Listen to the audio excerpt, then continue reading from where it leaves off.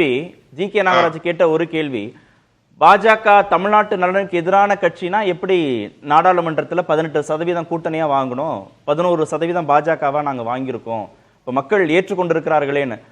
அப்ப அதிமுகவோடு அவங்க கூட்டணி வைக்கிற போதும் பெர்செப்ஷன் இருக்கதானே செய்யும். ஏன்னா அவங்க 2021 75 இடங்கள் வாங்கினாங்க கூட்டணியா.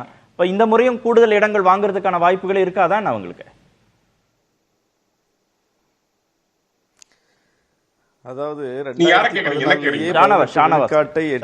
கூட்டணி, அந்த கூட்டணி 2014 மோடி பிரதமர் வேட்பாளராக முன்னிறுத்தப்பட்ட அந்த தேர்தலிலேயே மோடி இங்கே குஜராத் மாடலை போல் இங்கேயும் ஒரு மிகப்பெரிய நாடுதழுவிய அளவில் ஒரு மாடலை கொண்டு வருவார் அப்படின்னு சொல்லி ஒரு பெர்செப்ஷனை கிரியேட் பண்ணி ஒரு மிகப்பெரிய ஊடக பரப்புரையின் மூலம் ஒரு ஹைப்பின் மூலம் ஒரு கூட்டணியை கட்டினாங்க. அந்த கூட்டணி 18 விழுக்காடு வாக்குகளை தமிழ்நாட்டில் வாங்கியது. அதுல 6 விழுக்காடு வாக்குள்ள பாமகவும் அடக்கம், தேமுதிகவும் அடக்கம், மதிமுகவும் அடக்கம். அன்னைக்கு அந்த கட்சிகள்லாம் வலுவான நிலையில் இருந்த கட்சிகள். தேமுதிக அப்ப வலுவான நிலையில் இருந்த கட்சி. அப்போ அப்படிப்பட்ட ஒரு கூட்டணியை கட்டி தான் அவங்க 18 விழுக்காடு வாக்கு வாங்கினாங்க.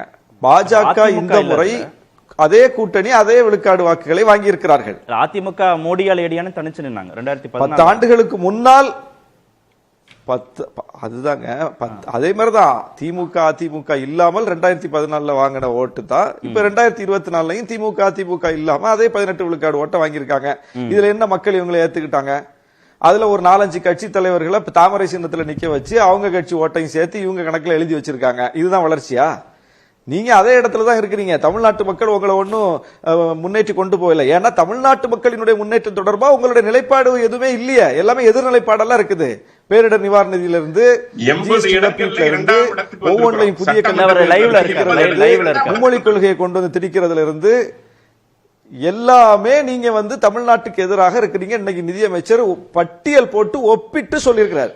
புரட்டு சொல்லல, பொய் சொல்லல, அவதூறு சொல்லல, ஒப்பிட்டு இன்னைக்கு சட்டமன்றத்தில் பொய் புரட்டெல்லாம் சொல்ல முடியாது. அதெல்லாம் குறிப்புகள்ல ஏறுறது, வரலாற்றுல படிச்சு தெரிஞ்சுக்கக்கூடிய ஒரு விஷயங்கள் அதெல்லாம். அப்ப அதுல பொய் சொன்னா அவங்க மாட்டிக்குவாங்க. அப்ப அவர் ஒப்பிட்டு ஒன்றிய பட்ஜெட்ல என்ன நடந்திருக்கு, தமிழ்நாடு பட்ஜெட்ல என்ன நடந்திருக்கு, ஒன்றிய அரசு இதுல நமக்கு என்ன செஞ்சிருக்கு, தமிழ்நாடு அரசு என்ன செஞ்சிருக்கு ஒப்பிட்டு சொல்லியிருக்கிறார். அந்த அளவுக்கு உங்களுடைய நிலை இருக்கிறது. அப்ப தமிழ்நாட்டு மக்கள் எந்த அடிப்படையில் உங்களை ஏற்பாங்க? தமிழ்நாட்டில் உள்ள பாஜக தவிர்த்து அத்தனை கட்சிகளும் அதுதான் நிலைப்பாடுங்க. இல்ல, நம்ம அத பாபு முருகவேல்ட்ட தான் பேசணும். அத பாபு முருகவேல்ட்ட தான்